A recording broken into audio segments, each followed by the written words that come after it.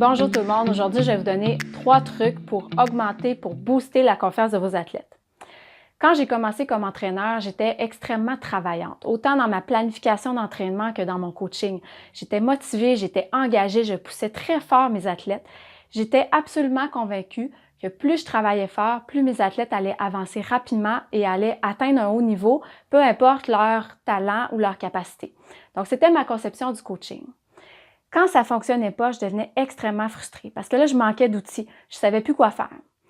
Avec le temps, je me suis questionnée qu'est-ce que je pourrais faire pour faire avancer mes athlètes, avoir plus de résultats sans nécessairement travailler plus fort. Parce que manifestement, ça ne fonctionnait pas. Au fil des années, au fil de mes expériences, j'ai compris que le facteur numéro 1 de la progression d'un athlète, c'était son niveau de confiance en soi. Et j'ai aussi appris, en essayant des choses, que le niveau de confiance en soi, c'était directement relié à la perception de pouvoir d'un athlète et au niveau de contrôle qu'il avait sur sa performance. Donc, comment est-ce qu'on fait pour donner plus de pouvoir à un athlète et pour augmenter son niveau de contrôle sur sa performance? Bien, je te donne aujourd'hui 3 stratégies que moi j'utilise dans mon coaching et qui sont les plus efficaces pour moi. La première stratégie, une que j'utilise régulièrement dans mes entraînements, c'est d'impliquer mes athlètes dans ma planification d'entraînement. Je vais donner un exemple concret. Il y a quelques années, je coachais une équipe d'ultimate féminin et lors de la dernière pratique, juste avant les championnats nationaux, j'ai décidé d'aborder la pratique de façon différente. Je suis arrivée à l'entraînement, puis j'ai demandé à mes athlètes, à mon équipe, de planifier la pratique. Donc, c'était elles qui devaient le faire. Je leur ai demandé de me donner 3 thèmes qu'elles voulaient travailler pour les championnats et de me donner des ateliers. Donc, elles m'ont donné des ateliers pour chacun des thèmes et ensuite, je leur ai demandé, donnez-moi un objectif de réussite pour chacun des ateliers. Donc, à partir de quand l'atelier, on va considérer qu'il est terminé, qu'il est réussi et qu'on peut passer à autre chose. Fait surprenant, les athlètes ont commencé à me donner des objectifs de réussite qui étaient beaucoup plus élevés que ce qu'on avait atteint durant toute la saison. Donc là, j'ai montré un petit peu que j'étais sceptique. Je leur ai dit, mais les filles, c'était beaucoup plus... J'ai déjà essayé de vous amener vers ces objectifs-là, mais on n'a jamais réussi à les atteindre. Donc, je leur montrais mes doutes. Et là, plus je leur montrais mes doutes, plus elles étaient motivées. Elles se regardaient entre elles, puis elles se motivaient, puis elles se disaient « Oui, on va l'atteindre aujourd'hui, on est capable. » Par exemple, pour un atelier de lancer côté bris, elles m'ont dit « On va en compléter 50 sans erreur. » On n'avait jamais réussi à se rendre à 50. Donc là, je leur ai expliqué, j'ai dit, les filles, on a 2 heures de pratique et dans 2 heures, ça doit être terminé, puis on doit avoir atteint nos objectifs parce qu'on veut partir en confiance. Et là, à la fin de cet entretien, de cette discussion, on est arrivé à la conclusion, on a choisi nos objectifs de réussite qui étaient plus élevés que ce qu'on avait fait dans la saison. Et il nous restait 1h45, parce que ça nous a pris 15 minutes au début, il nous restait 1h45 pour atteindre nos objectifs. Bien, les athlètes, mon équipe, a terminé tous ses objectifs 15 minutes avant la fin de la pratique. Pourquoi c'est arrivé ça? Bien, tout simplement parce que c'était elles qui l'avaient décidé, parce qu'elles avaient décidé qu'elles voulaient atteindre l'objectif. Et plus j'étais sceptique, plus j'avais des doutes, plus elles étaient motivées qu'elles allaient atteindre l'objectif. Donc, tout simplement en transférant le pouvoir entre leurs mains, j'ai pu augmenter leur motivation et leur confiance. Bien, juste le fait qu'elles avaient atteint les objectifs 15 minutes avant la fin, elles s'étaient senties extrêmement en confiance. Elles ont fini l'entraînement, elles étaient motivées, elles étaient très, très fières d'elles. En entraînement individuel, en gymnastique par exemple, je vais faire la même chose. Donc souvent, je ne vais pas demander nécessairement de planifier des pratiques complètes ou des entraînements complets, mais je vais par exemple, si on a un 45 minutes au bar, bien on va prendre un 30 minutes, je vais planifier pour 30 minutes et ensuite je vais dire à mon athlète, je te demande de te donner un objectif pour les 15 minutes qui restent à pratiquer au bar. Donc, ce n'est pas une période libre, ce n'est pas des moments libres, c'est des moments où est-ce que je veux que mes athlètes se donne un objectif qui est réaliste, qui est accessible et qui est suffisamment ambitieux. Donc, en faisant cet atelier, cet exercice, je les entraîne à se donner des bons objectifs et on discute. Et tranquillement, on arrive à un consensus. Et surtout, le fait le plus important, c'est que le fait qu'un athlète réussisse à atteindre un objectif qu'il a lui-même déterminé augmente énormément sa confiance, non seulement en ses aptitudes, mais aussi en sa capacité à déterminer ses objectifs. Ma deuxième stratégie pour augmenter la confiance des athlètes, je l'appelle la stratégie des deals, des compromis. Pour comprendre la stratégie des deals, il faut comprendre qu'il y a 3 zones d'action en sport. En sport, je peux agir dans ma zone de confort, je peux agir dans ma zone de panique ou je peux agir dans une zone qui est entre la zone de confort et la zone de panique que j'appelle la zone de performance. Le deal, lui, arrive quand je suis dans ma zone de panique et que je veux aller dans ma zone de performance. Quand je suis dans ma zone de confort, je suis tellement à l'aise que je ne suis pas suffisamment alerte pour produire des changements ou des améliorations ou avoir des résultats. Quand je suis dans ma zone de panique, je suis tellement tendue, je suis tellement stressée que physiquement, mon corps a des réactions qui me font perdre ma coordination, mon rythme ou même qui rendent ma vision plus étroite. Quand je suis dans la zone de performance, je suis juste assez alerte, je suis juste assez challengée, le défi est juste assez grand pour me permettre d'avoir des résultats. Je vais donner un exemple de deal. En gymnastique, une de mes athlètes était à la poutre et devait faire sa routine, mais elle avait très peur de faire sa sortie. Donc, je la voyais depuis 10-15 minutes qu'elle commençait sa routine. Quand elle arrivait à la sortie, il y avait un blocage. Elle descendait de la poutre puis elle recommençait. Donc, elle a fait ça pendant 10 à 15 minutes. Ensuite, je suis allée la voir. Là, je me suis appuyée à côté d'elle, puis j'ai regardé dans les yeux, puis je lui ai dit « Qu'est-ce qui se passe? » Et là, elle s'est placée en mode observation. Elle a réfléchi.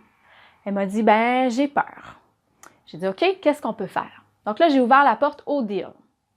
Elle s'est mise à réfléchir. Elle m'a dit, je pourrais descendre la poutre. Je pourrais mettre un tapis sur la poutre. Je pourrais faire 3 sorties avec le tapis.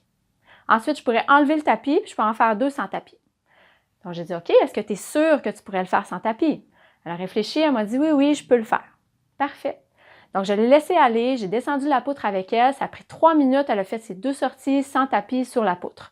Après ça, je lui ai expliqué, j'ai dit la semaine prochaine, tu as une semaine pour revenir à l'objectif d'aujourd'hui. Donc aujourd'hui, c'était de faire la sortie sur la poutre de compétition, à la hauteur de compétition, sans tapis. Donc la semaine prochaine, dans une semaine, je veux que tu établisses ta stratégie pour être prête à ce moment-là à le faire dans la situation qui est demandée.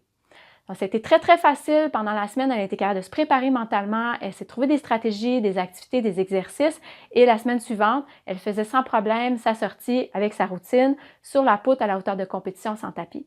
Donc, tout simplement, juste le fait d'enlever la pression, de lui permettre de revenir dans sa zone de performance, parce que clairement, elle était dans sa zone de panique, revenir dans la zone de performance pour ensuite partir de là et avancer en restant dans sa zone de performance, mais en avançant un pas à la fois. Ça lui a permis de regagner son pouvoir et regagner sa confiance. Un exemple en sport d'équipe, il y a quelques années, je coachais une équipe masculine d'Ultimate, le Royal, et j'ai demandé aux athlètes, je voulais réduire le taux d'erreur en match. Donc, il y avait beaucoup de revirements, beaucoup de mauvais lancers. Je voulais qu'on améliore la prise de décision.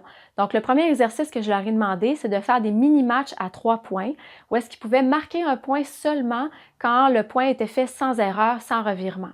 Je me suis rendu compte assez rapidement que c'était difficile. Les athlètes devenaient très tendus, devenaient frustrés quand ça ne fonctionnait pas, voulaient essayer encore plus fort. Au bout du compte, les lancers étaient plus difficiles. Il y avait une perte de synchronisme entre les coureurs, les cutters, et on avait plus de problèmes finalement. Plus le temps avançait, plus c'était difficile.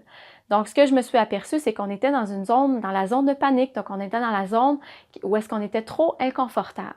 Donc, pour ramener l'équipe dans la zone de performance, j'ai changé l'objectif. J'ai demandé aux athlètes de performer sur un premier point de match. Donc, ce qu'on faisait, c'est qu'on avait des ateliers et à un certain moment, j'arrêtais les ateliers et j'amenais les athlètes à se placer sur les lignes pour faire un seul point.